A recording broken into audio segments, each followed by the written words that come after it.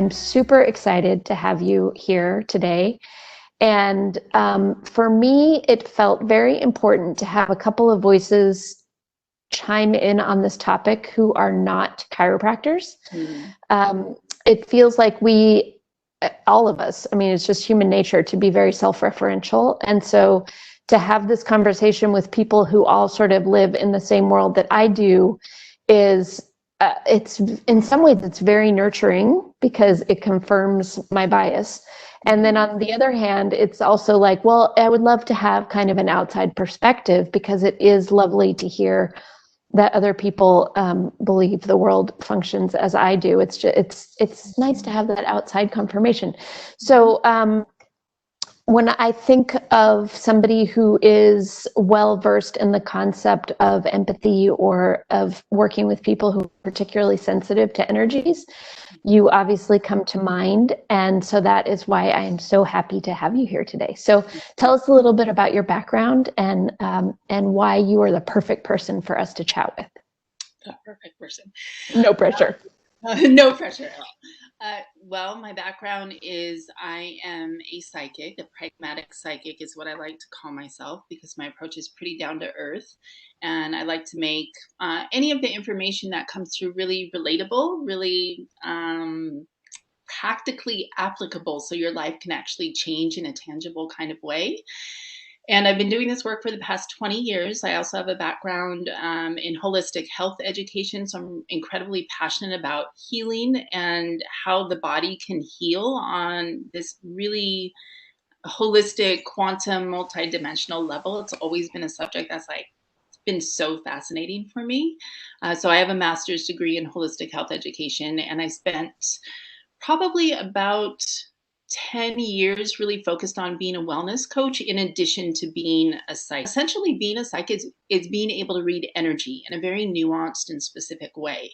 And the way that energy shows up for me, it's actually so fascinating. It's why you're on the planet at this time, like what your potential actually looks like in very specific detail, what your purpose is related to, why you've been holding yourself back, like what the actual reason is that you feel blocked to moving forward, and then the specific to you steps to turn it around so you can really step into your your path in a much more powerful and embodied kind of way, very grounded kind of way. So that's my specialty within the psychic field. And because there's such practicality with the information that comes through for me, it just, I get the really blessed honor to be able to see clients step into their leadership. The majority of the people that I work with, they're all in the healing fields.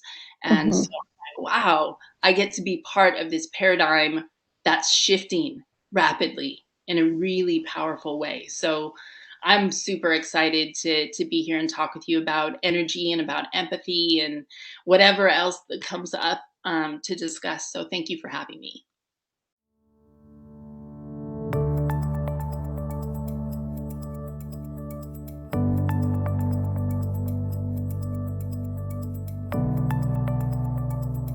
Are there more empaths right now than ever before, or is this just coming into our awareness because there's so many things going on in the world that those of us who are particularly sensitive are just like, okay, something big is going on right now? Yeah. How do you see or perceive what's happening? There are more empaths right now. More of us, what I'm noticing kind of collectively is that more of us are waking up, and what it looks like energetically, because I see energy visually, it looks like a switchboard coming online. Like there's literally more switches that are being turned on within people in terms of their perception of reality and how expansive that actually is, in terms of their understanding of context and relationship, right? So oftentimes, like you mentioned, being self-referential, we are being evolved as a species to consider the context of we and consider the context of community much more so than we ever have. And with that comes increased energy sensitivity, because once you become aware of others and the environment around you, um, you feel more deeply, right? You feel emotionally more deeply, physically, you feel more impacted by, whatever's going on in your environment. And then you also have a sense of both the collective mental angst and also the collective mental empowerment. Potential. Right, right. Potential, yeah. So yes, there's definitely a shift that's happening, and because we're talking about it, because there's so many conversations happening around it, it's helping people to turn on that switchboard more intentionally. So it's like dormant DNA that's being activated in a way. So we all have that seed, and then the environment and the way that consciousness is moving is allowing that seed to be turned on.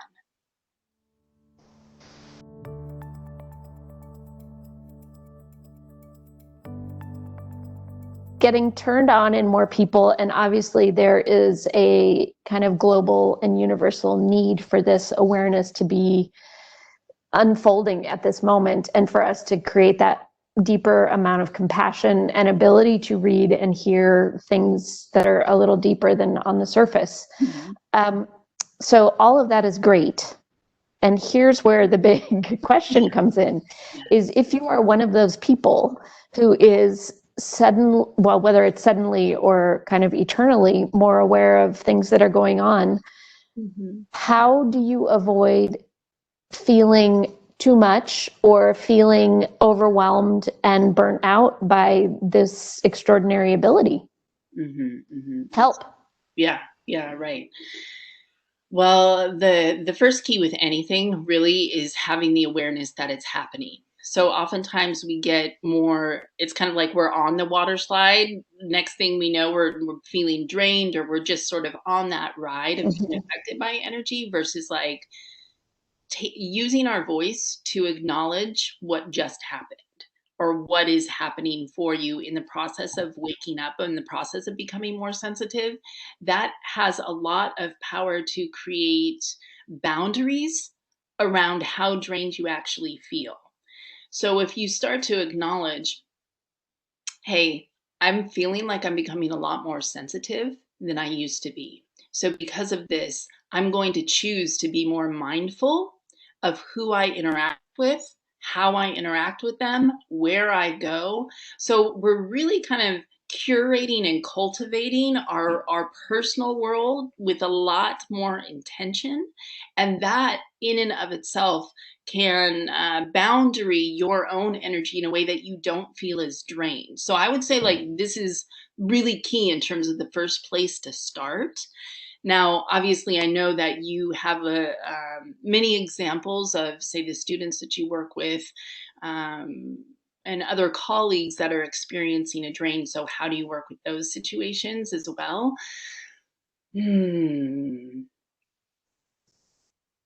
Initially, I really find that everything goes back to awareness, becoming aware of what your tendencies are, and asking yourself as the neutral observer, when is this happening? What is triggering how I'm feeling?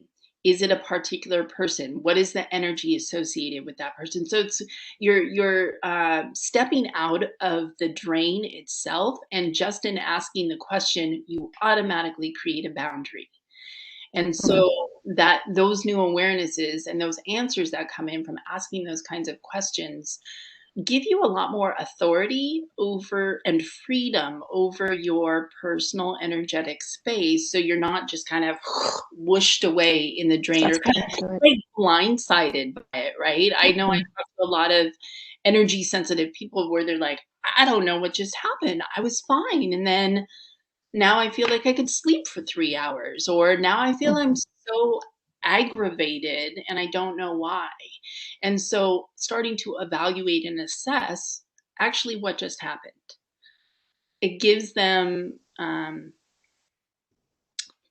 it's kind of like the strength comes back, to be able to assess yourself outside of your own experience. And then you catch it more frequently.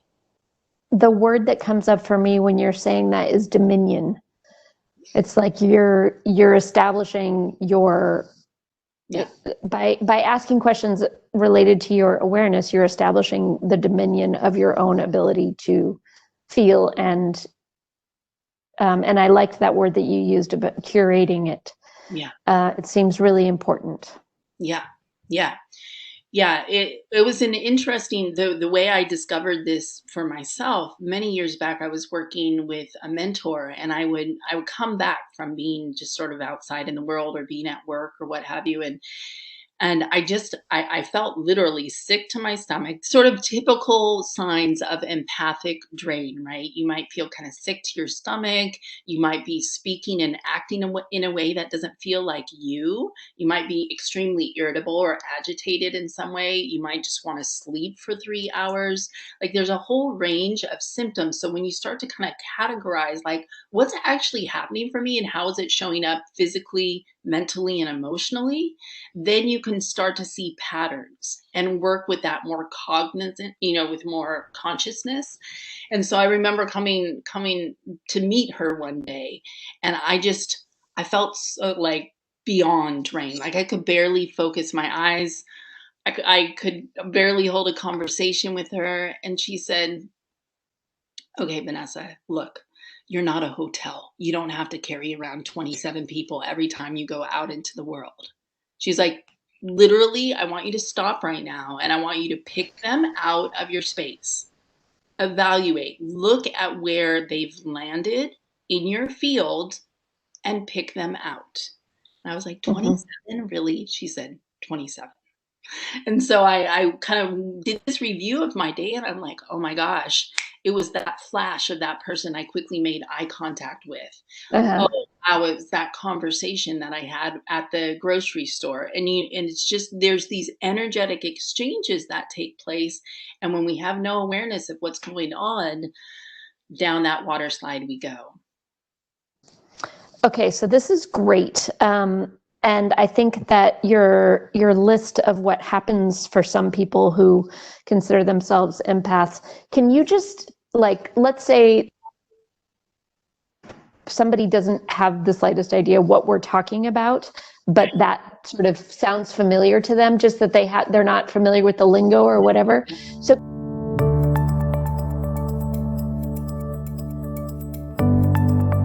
can you tell me, in your definition, what would qualify as an empath or somebody who is highly sensitive?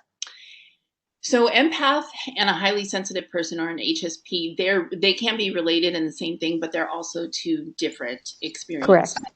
Correct. So from an empath, really, they suck up the energy. They're like an energy sponge, Sponge. essentially.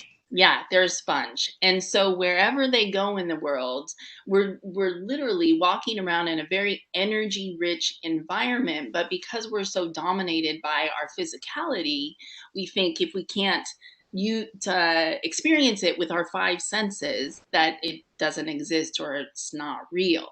And so there's a lot of invalidation that an empath might feel of like, I don't know what's wrong with me, why I feel this way. There's nothing around that's showing me, nothing physically, but energetically, it becomes very clear once you learn how to assess from that perspective. So empaths are essentially sponges of energies.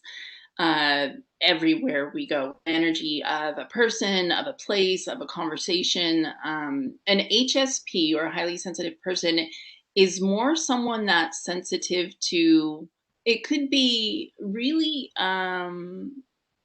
sounds, just the sound of like a sudden noise that happens, or the way the light is. So like fluorescent lighting tends to be a big one for highly sensitive people.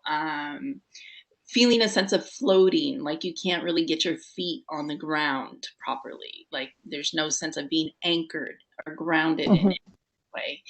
So they're more, it's like their whole system is on sensory overload for an HSP, whereas an empath, they're more tuned into an emotional context. They're more tuned into Mm-hmm. the feeling state. And so Mm-hmm.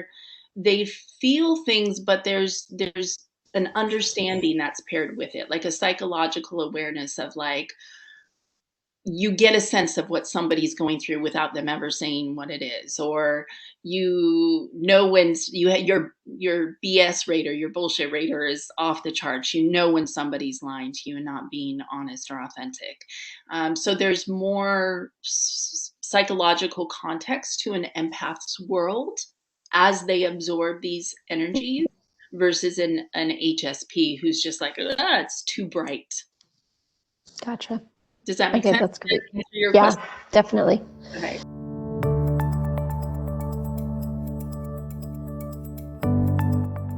Let's work with the empath. So we have somebody who's particularly somewhere strongly on the empathic scale. They may or may not have HSP tendencies. They go into their day in the office. They've got 20 to 50 people on their calendar that they're going to serve. How do they do that in a way that at the end of the day, they are not completely depleted? Yeah, gotcha.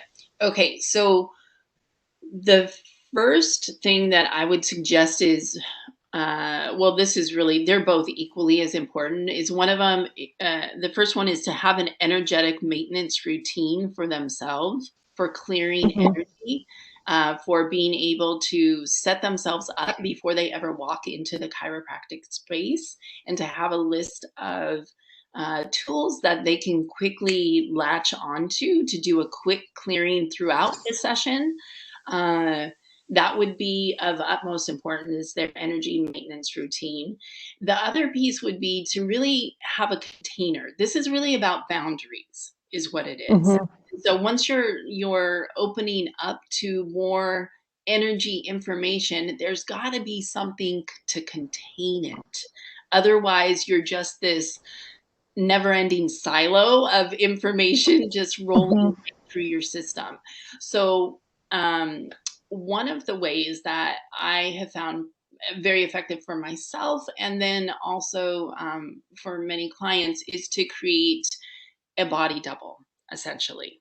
So it's one way to work with visualization, which is essentially still working with energy, where you create in your mind's eye a double of yourself, and you say any information, any energy that's coming from this other person or from our exchange right now goes to the body double and not to me. And even as you put up that body double, what it does is it solidifies and creates more of a sense of energetic coherency and integrity within your own field. It's like you automatically seal yourself up, because that energy from that client has a direction of where to go. Place to go. Yeah, versus going down through you and through your system. So it's really being crystal clear about where your boundaries are. And that's just one example. There's many different ways that you can work with creating boundaries so you're not taking on anybody's information, because there is a way to read what's coming through without running it through their system. The reason it looks to me of why they're getting drained is because they're running the information literally through their energetic and physical system, and then there's nothing left. They're just filled up with everybody else's stuff. And so there's got to be a real clear delineation that they need to choose to set up and say, it doesn't get past here. I still have the ability to see what's happening, to connect with what's happening, and this is as far as it goes, right? So I'm not open for recycling. Thank you very much. I'm not available for that. Yeah. So it comes down to boundaries, your energy maintenance routine, and then I'd say the third piece of that is really around awareness of your own tendencies, right? So when do you when are openings created within your own energy system to take in other people's stuff? Are there certain things that people say that trigger you to want to be their savior, to want to help them more than past the hour allotted for the session, right? Are there certain phrases? Is there a certain way that people hold their bodies that trigger something in you that make you want to kind of go in and fix it? Do you feel particularly compromised before a session because you feel nervous and you might have some expectations about how it might go? Is it during the session when the client is shifting around? Is it after when they've left and you think maybe I haven't done enough? Right? So we Mm-hmm. all have these kind of tendencies, and once you have awareness around what that is, and again you're evaluating, and when you evaluate, you're in a neutral, it's like meditation but with your eyes open. You're just in this neutral observing perspective, and then again, it gives you just more dominion, authority, sovereignty just over your own space. And when you do that, you're filled in with you. And when you're filled in with your own energy, there's just simply no room for anybody else. Yeah. Yeah.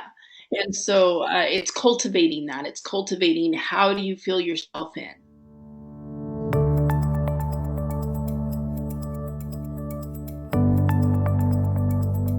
The question that you would ask yourself is, what are the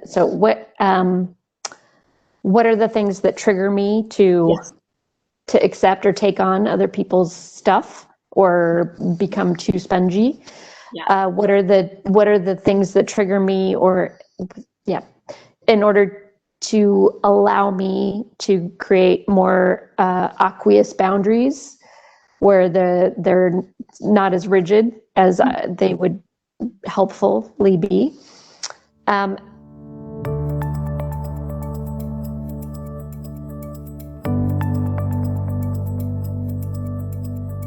then I'm curious about the concept of space, because I think you're speaking of like a psychic energetic space.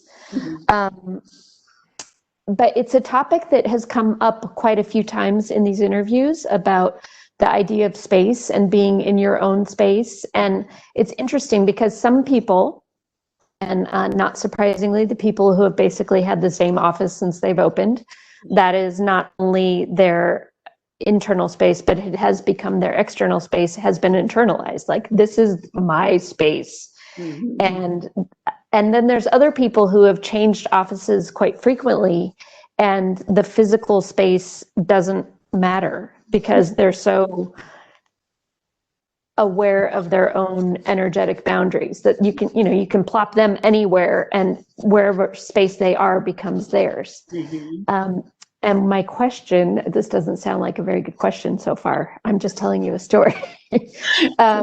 My question is, what are good practices to intensify the functionality of our own personal energetic space?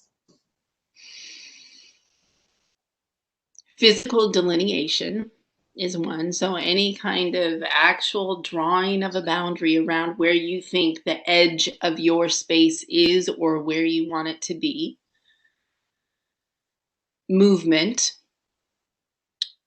So any kind of physical movement actually pulls your presence into your body in such a way that you automatically fill in your space. So having part of your energy maintenance routine to include movement, and as you know, it's kind of like you're using your body to fill in the space around you, and you become, because so much of our time is spent around here versus, in our head area, versus actually having an embodied it's like we completely forget that we have bodies. And so Mhm. bringing your energy down through moving your body is one of the easiest and fastest ways to create that boundary and own your space. um, Anything that is spiritually nourishing, nurturing, really kind of connects you with the larger mystery of life, however you want to define it. If you want to say God, universe, quantum, whatever words you choose to use, but there's a unique relationship that we each have with that larger energy. And when you intentionally ask to to consciously connect with that, whether it's you're going out and you're touching, or you carry a rock in your pocket, or you touch a tree, or you send out a prayer, or however it works for you, but cultivating that relationship with spirituality and the divine is something that very much can fill in your space so you have very crystal clear boundaries.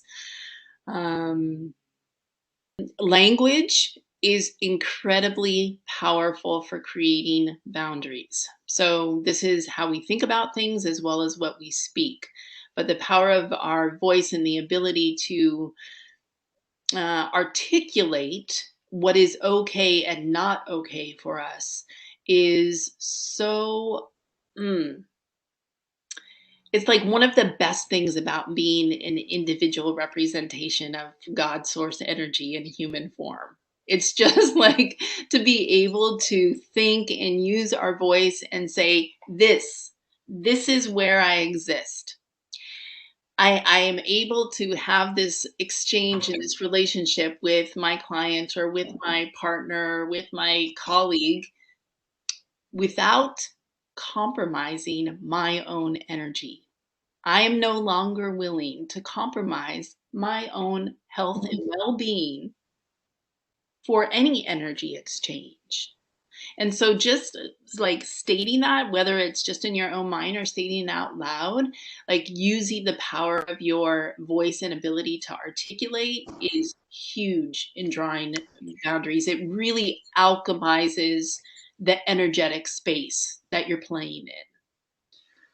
That felt like a really important piece, because I feel like when this whole issue comes up, the awareness is there. That's how come we're talking about it. The ability to claim it and to see it and to feel it is all being situated. But that last piece of, okay, so this can happen, but it's not going to fly in this interaction. We're not doing that. And I think that that's really empowering. And I just want to add in kind of a really important piece to me that I feel like in all the conversations we've had, and I say we as a kind of a big W, I don't know how clear we have been in articulating that the reason we are attracted to feeling people's stuff is because we can, and it is a gift, and that is a gift. So we don't want to squelch that. We don't want to tamp that down. But what we are feeling is the gift of the person who's on the table. And so when we have that feeling of like, oh, I need to fix this, or I need to make this go away, that is the motivator for that person to do their work. And so it's not up to us to fix it or take it away.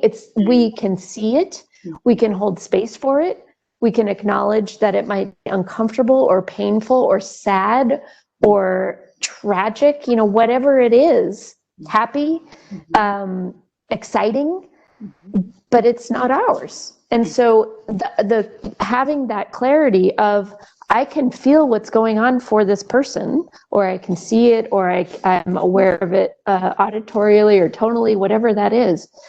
And being able to acknowledge it is a very different talent or ability than trying to fix it and make it go away, which is really not our job.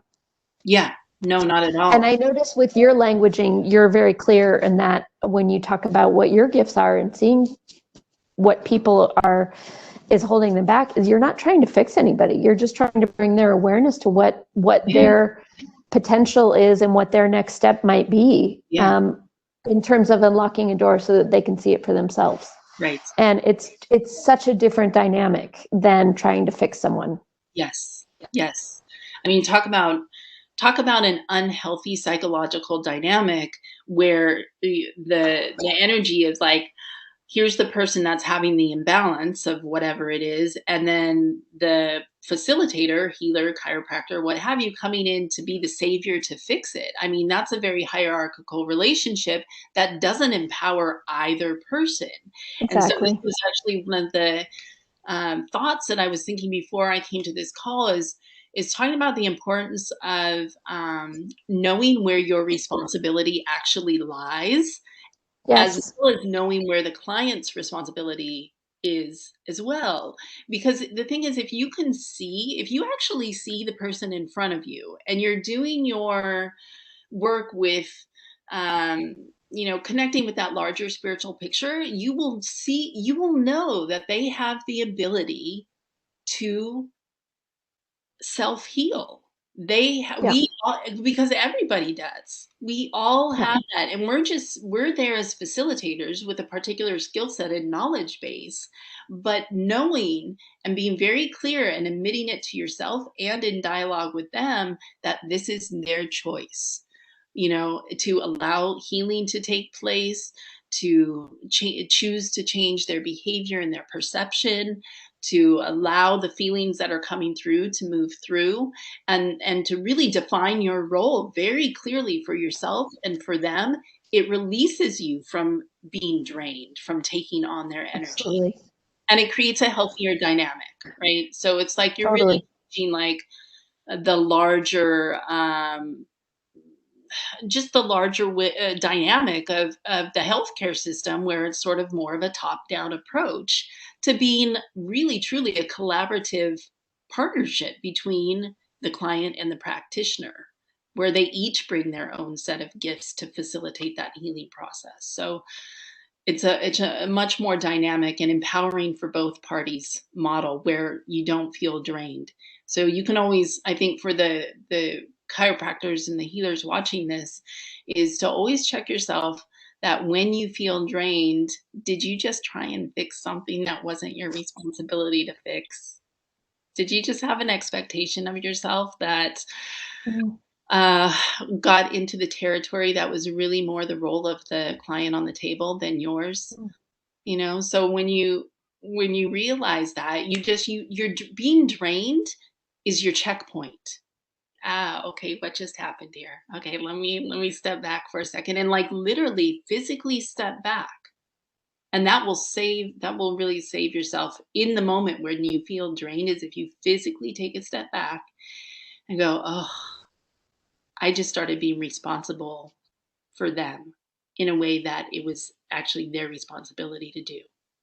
Okay, I'm going to take a breath again, and then I'm going to step back into this exchange that we're having, this dynamic happening here. And that's how you change things. You catch it in the moment that it happens as best as you can, and you self-correct. It's like the Correct. the the joy and the challenge of being human, It's kinda like, do we have the discipline and the commitment to catch ourselves in the moment, self-correct, and choose a different way that's going to empower us and empower that other person? And the more you do it, the less you feel drained. The more you do it, the more you see your ability to be an empath and to feel so deeply as one of the great, not just healing gifts, but it's really the gift of leadership, right? You're Mhm. like Mhm. being able to mirror for that other person, like what's going on within their system, and allows them to step into their own sense of like sovereignty and leadership in their own life. Oh wow, that is there. Thank you for acknowledging that for me. So it's really, it's a very dynamic and engaging process when you hold it in a different context than like, "Oh my god, I'm drained again. I can't make it through the day." And it's like, "Hold on, what happened? What Where did yeah, what did you just do? where did I allow myself to compromise here in a way that wasn't healthy?" Okay. Yeah. Yeah.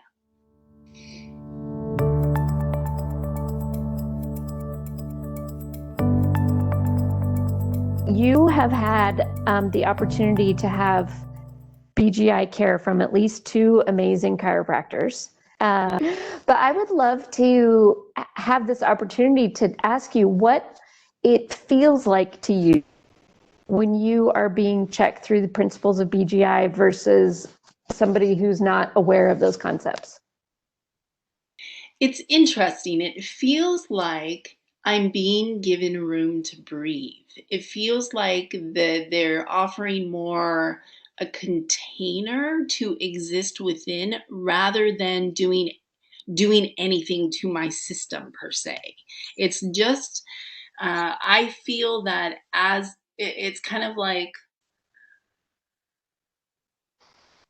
it's like, imagine if you walk into, to see your BGI chiropractor and you're in a very thin hallway, so before you see them, right? You're kind of squished and you're thinking, oh my gosh, just let them help me however they can help me.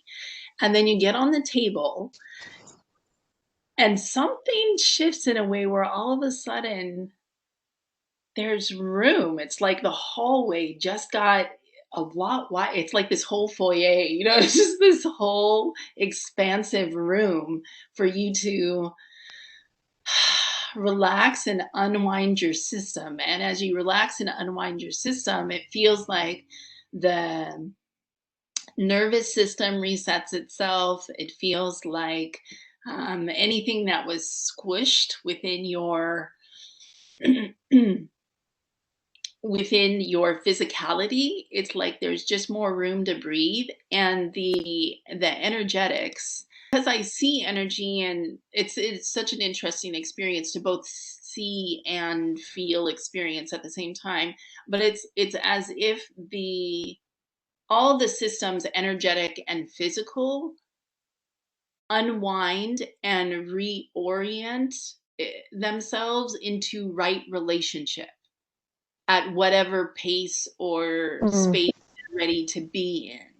And so it's I would liken the most I would liken to is like they're creating a container to be able to breathe so your body can do the work that it knows how to do, and thus allowing more alignment and functionality within your energetic and physical systems is my experience of it. So I know we often think of like going to a practitioner or chiropractor, and it's like, oh, what exactly are they doing there? Like, are they moving things around? And but that's not how it feels to me with BGI. It just feels like really creating a space. But it's also what's interesting to me now that I'm thinking about it, because of the BGI model and the understanding of geometry. Please don't ask me what they are. I can just see it. I don't know the names, and Mm-hmm. every time I Mm-hmm. ask Tara, it's like in one ear, out the other. It like never lands. And so it's it's like because they understand the energetic geometry, they're holding a model a model of optimum vitality in terms of your energetic geometry.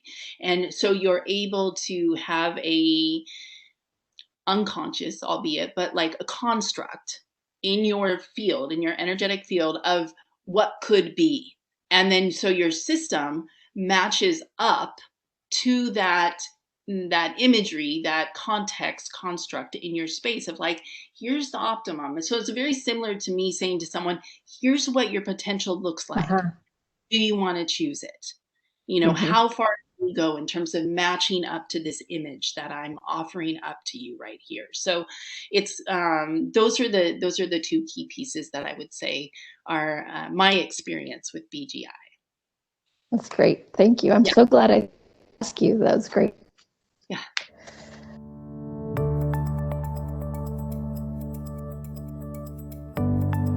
The questions that came up for me just as an empath and as a psychic who can see energy is what is causing these exchanges to take place in the to begin with, right? So like, why is it that when we interact with certain people that we feel more drained with some people than others? Why, like, what is causing this to take place? We talked about the dynamic of the savior complex, or how some people hook into how we think we need to fix or save other people. Um, so there's many different kind of psychological dynamics that are at play that can trigger an energy drain. But so this question was driving me for many years, to really kind of understand what are the mechanics here, what's actually going on. And what I found is that it's based on matches, and it's based on magnetism. So we have a magnetic aspect. We have a magnetic, aspect to our energy system. So we are drawn to and repelled from people based on where we match, and the way that we Mhm. experience this out in the world. Like, say, the everyday person is, say you walk into a room and you immediately feel drawn to somebody, but you don't know why. Like, they feel familiar to you, and then a couple days later you realize you have all of these different pieces in common with them after you have a conversation with them. So the matches are, in layman's terms, commonalities, and Mhm. we discover that through the process of getting to know somebody. Now, these matches, the reason that I know that they exist is just because I see them. So we project energy, we project information about ourselves energetically in the space around us.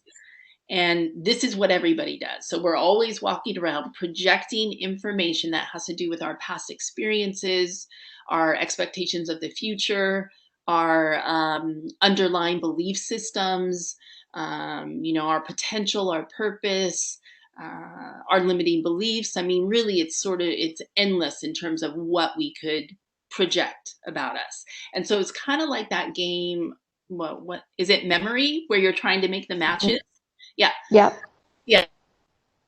We're out in the world matching up with other people because we're all projecting this information. And it's where we match that can create an opening for these drains to take place.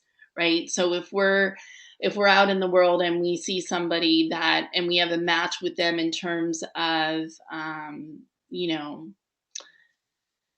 say they struggled with an alcoholic parent, and we have that same experience. So when we get near that person, we feel triggered by all the experiences that we had with that alcoholic parent. It feels more lit up for us, and therefore Mhm. causes this sort of opening and fragmentation in our energy, which then creates a drain, or it can. So becoming more aware of what it is that you're actually projecting out in the world, and be more responsible about how you hold your energy, how you project your energy, what you focus on, what your perception is of life, of people, of yourself. Um, and again, just really curating your presence and your groundedness and your projections is key to having that domain or authority over your space, where you don't feel drained by other people. Because it's when I go out in the world and I look and I see where all these matches are happening, and all these drains are happening because of the matches, I thought, oh my gosh, if this individual tuned into their own awareness around what was actually going on right now, and decided, hold on, I'm going to make sure that I focus on this instead, project this out into my space, and really call in the matches that are helping me expand, that are helping me walk my path with more purpose, that are helping me connect with my inner leadership. So it's being very intentional, and it's taking that mindset conversation that is very sort of mainstream at this point, hone your mindset, but taking it to a more energetic context, right? Because then you start to see, when you see the energy and you start to reflect in the energetic landscape, you see how you're creating something that's either really enlivening for you or really draining for you. Does that make sense? It does. Let me use a different analogy, or I think it's a very similar analogy, but I'm just wondering if I'm trying to think of some examples that are more culturally broad. Yes. So what what I think I understand is that if we imagine that we have our human suit on and that we can pick how we want to decorate it, and that those decorations are going to be what creates an ability to connect with another person.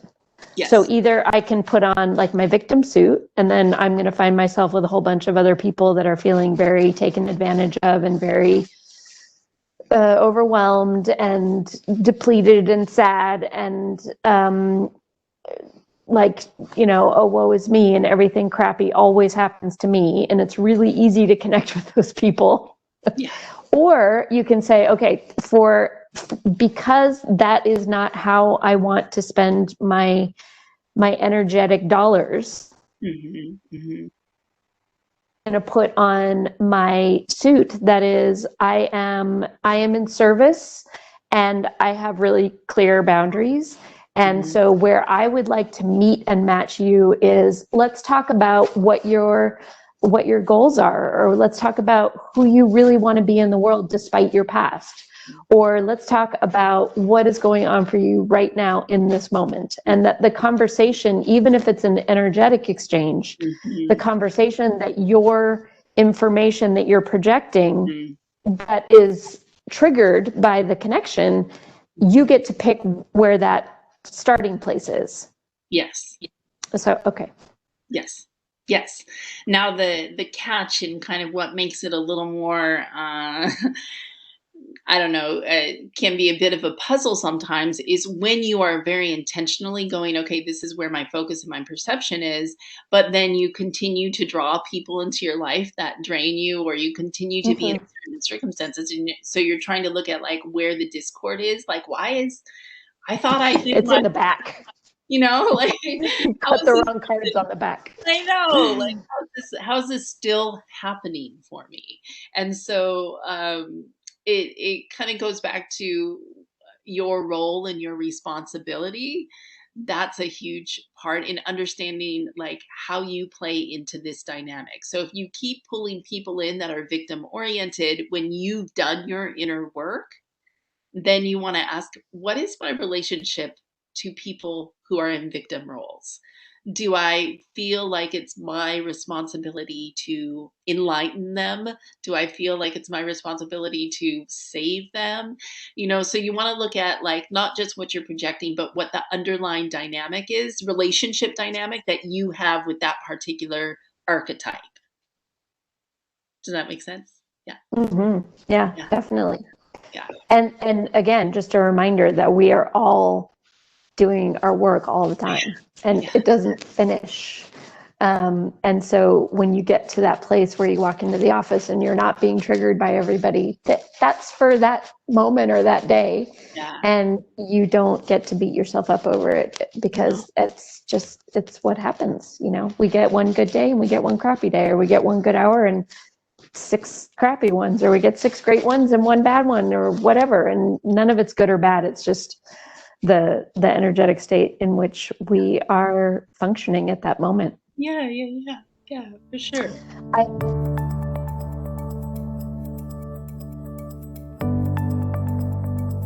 I've noticed that there is a tendency to, I'm pretty sure it's human, just to put things in categories of good and bad, easy and hard, positive and negative, and creative, destructive, and we pick and choose what we think is going to be the best, or be the easiest, or be the most satisfying. And yet it's the whole of human experience includes all of it. Yeah. Yeah, absolutely. So I think that we go back to the word that you used in the beginning, which is curating. And that's we're creating an environment so that it is most likely to have a positive outcome, and also be aware that anything can happen. Yeah. And I also, just to bring God or source or universe back into the conversation, or this larger sort of spiritual pull that many of us consciously have, at least. I believe that all of us have it. We're just maybe not as conscious of it. But the more that we cultivate that connection, the more present and resilient we can be with whatever's happening in the moment. And so it's the presence that we bring to any of our moments, whether they're good or bad, or however we polarize them or speak about them, that you could actually find like some of the most gratifying joy in the most challenging situations when you bring your presence to it. And it's an incredible opportunity for all of us to expand beyond our human self, and to kind of, I feel like there's a cartoon reference to this where it's kind of like you're imagining you're just sort of petting your human self. It's like we get so attached to our physicality, but to actually see ourselves as much, much bigger, much more expansive than how we appear physically, that gives us so much more leeway to play. And I think that's why there's so much power in starting to bring the energetic landscape more forward, whether it's through BGI or through these different modalities that are emerging, is because as we become more aware of the energy landscape, we then become more aware of the spiritual realm in general. And it's a different kind of frequency with which to relate to life. And it helps you to really, honestly, well, at least for me, find the humor in like the most crappiest circumstances, or the most drained circumstances ever. It helps you to kind of bring in a fantastical element to this small little human experience that we tend to really blow out of proportion when we're having a challenging time, so and navigate it all with much more clarity, much more ease, and much more resiliency. And I think that's really, in essence, what we're all trying to return to, is a state of our own power within the human puzzle and the human mess and the human glory. Where does our true power actually lie, and how much can we access that on a moment to moment basis?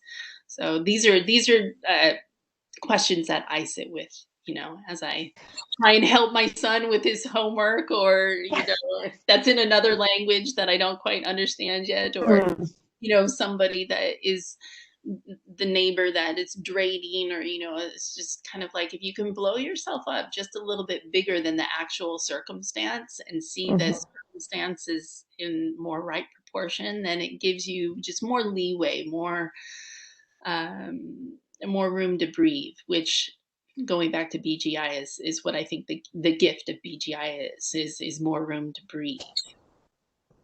Well, that really reminds me too of when we talk about the concept of subluxation in BGI is an experience that we weren't able to integrate at the time, but because there is a greater purpose and a greater plan to everything, our system stores that event as a frequency that then creates a distortion and a dissonance in our system, so that when we have the opportunity to access it and release it, we then can integrate that experience, and it becomes part of the ease in our cellular structure. It becomes part of our music instead of our dissonance. And there is, Sue really revolutionized the concept of subluxation, because in chiropractic, a subluxation is seen as something that is bad. And we have done a really good job to sort of militarize the chiropractic forces to get rid of subluxations. And, you see one, you kill it. And because that person is not going to be a full expression of themselves until that subluxation is gone. And it never made sense to me, because I was like, wait a minute, if we believe in universal intelligence, if we believe in this greater plan, and we believe in the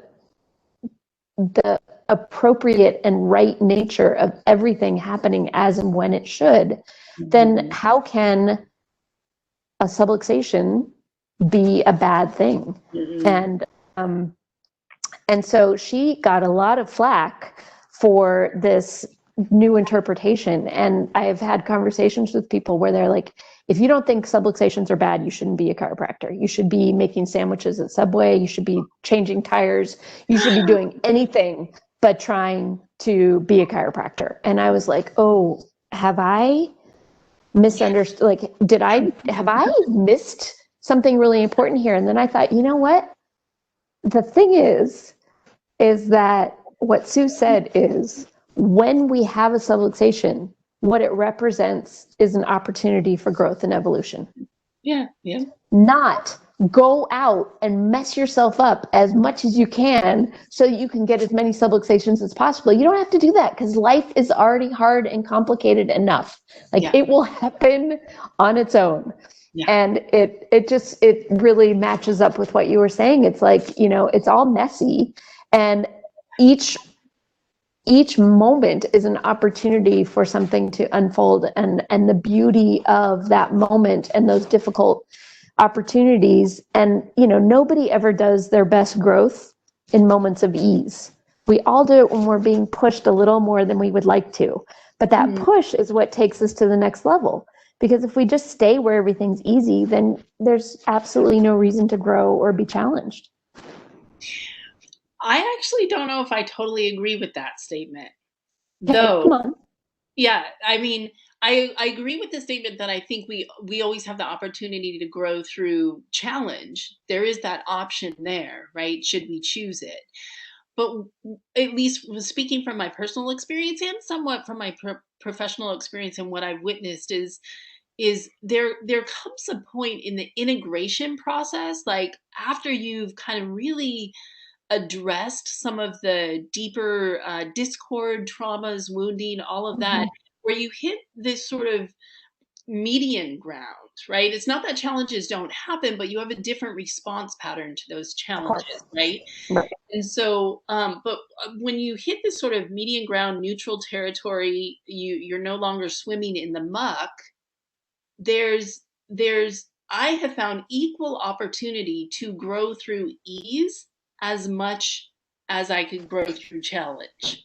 Like there's a pull, there's a draw there, because the feeling of growth and expansion and further integration, further experience of what it's like to have a human experience that's in the process of evolving moment to moment, that is so satiating in and of itself, that the desire for it comes as easily to me, even a little more so through the ease side of things as through the challenging side of things. Now, I will say, for those in the camp that are playing this like, spiritual bypassing game, fake it till you make it, slap on a positive affirmation and pretend it's all easy, that's not what I'm referring to. I'm referring to more like that real sense of flow, that real sense of I'm feeling this passion move through me. It's an energy that's bigger than me. It's something that's compelling me to connect with you. And in my connection with you, there's these new sparks getting ignited in me. And that growth is very tangible.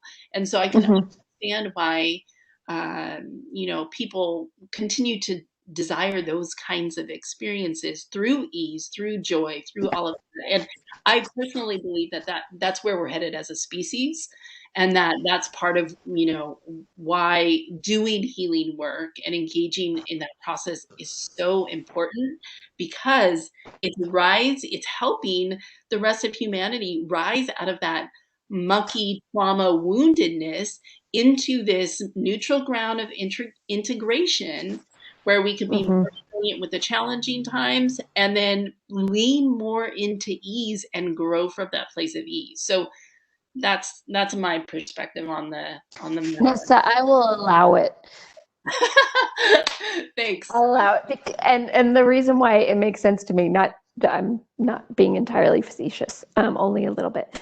I appreciate that perspective. And also, in fact, I'm pretty sure it was Sue 30 years ago, where suddenly there was a conversation that healing can be hard and can be a struggle, but it doesn't have to be.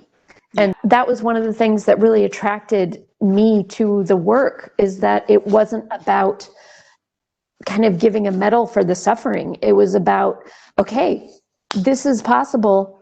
Here's the potential. Let's go. Let's see where it takes us. And it doesn't have to be ugly. If it is, that's okay, because we can allow everything. But there's no structure that dictates that it has to be painful, that it has to be hard, that it has to be uncomfortable. And what that permission gave me was like, oh, great. You mean I can go to the office and allow people the opportunity to grow and evolve, not, as you say, bypassing the pain, but it is possible that it does not have to be a process of suffering and pain. It may be, but it doesn't have to be. And that to me was such an important piece of the BGI philosophy and theory, was that it just opened up this whole piece of ease that was missing before that. So yes, thank you for reminding me that. Yeah.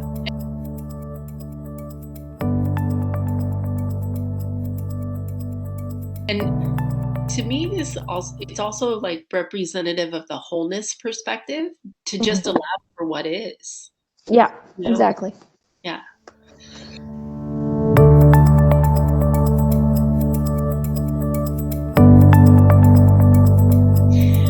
Yes, so you can go to vasmith.com. That's my website. And there's specifically, if you go to vasmith.com/rooted, ROOTED, that's my next pop-up community and course, where it's specifically for empaths, for healers, for those that identify as starseeds as well, to really get grounded. So just the energy of 2021 in general is calling us to act, to really be in action, to really step into leadership. Very different energy than 2020. And so one of the first offerings that I wanted to put out there was to help the empaths get grounded, help them so they can really, be in their leadership, really take action, because the doors are open energetically, so to speak, for that action to really take root. So they need to be rooted to bring that forward effectively. So that starts on February 15th. But in general, I work one-on-one with individuals, so you can always book a session, and then we see where we can go from there. And I do have several courses. One of the courses that's relevant to this specific topic, that's not out yet, but will be out soon. It's Energy Boundaries for Healers. So it'll be for the healers, the empaths, etc. Those of us that are energetically sensitive, and how to best have boundaries about that. That's coming, but right now there are 5 other courses that are currently out, and they all revolve around really learning how to understand energy, navigate that energetic landscape, but do it in a very practical, pragmatic, grounded way, so you experience the difference in your life. So that's really, that's the basis of everything that I do. It's like I absolutely love the esoteric, the energetic, the spiritual world. It feeds me, and it's so much a part of the context of what I speak about. And we're on Earth in human bodies, so let's get as practical as possible to making it tangible for your life, so you can actually experience change. So that's where you could reach me, and all of my social media stuff is on there, so you can find me there as well, Facebook and Instagram. Perfect. Great. Thank you, Vanessa. Super helpful, and you're lovely, and you're vibrant energy just shines through. So it's great. Thank you. That's nice. Coming from the old empathic model of feeling so drained to hear is definitely a testament to this stuff working. So I hope that it serves your community well. So thank you so much for asking me to. Absolutely. Yeah.